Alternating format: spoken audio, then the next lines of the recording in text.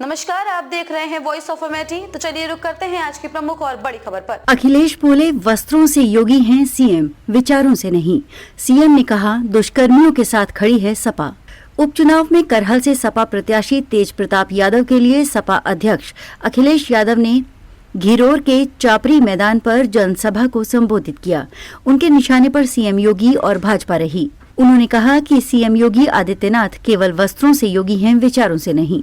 कहा कि सपा की जनसभा में उमड़ी जनता को देखकर अब योगी योग ही करेंगे।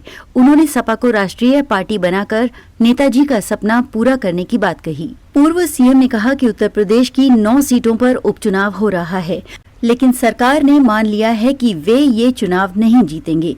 इस बार सपा 100% सीटें जीत रही है। उन्होंने कहा कि जीत का ये चुनाव ऐसा हो गया है कि भाजपा के लोग अब पीडीए की जगह डीएपी भी नहीं पढ़ पा रहे हैं।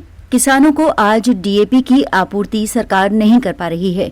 जिन सीटों पर चुनाव है वहां थोड़ी बहुत डीएपी भेजी जा रही है, लेकिन करहल में बिल्कुल डीएपी नहीं भेजी जा रही है। अखिलेश ने कहा कि भाजपा वाले पीडीए का फुल फॉर्म बताते थे, अब वे डीएपी का भी फुल फॉर्म बता दें। खाद की बोरी का वजन कम करने पर तंज कसते हुए कहा कि पहले भाजपा सरकार बोरी में चोरी करती थी, लेकिन अब बोरी ही गायब कर दी है। पूर्व सीएम यही नहीं रुके।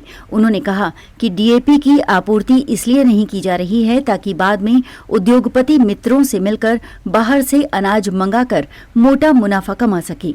बरनाहल में प्रस्तावित डिप्टी सीएम केशव प्रसाद मौर्य की जनसभा पर भी अखिलेश ने भाजपा को घेरा।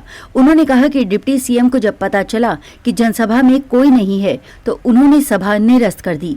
कहा कि सीएम योगी बारूद की सुरंग खोद रहे हैं और उनके अपने उनकी कुर्सी छीनने के लिए सुरंग खोद रहे हैं। बटेंगे तो कटेंगे के नारे पर बोलते हुए अखिलेश ने कहा कि सीएम ने ये नारा अंग्रेजों से सीखा है।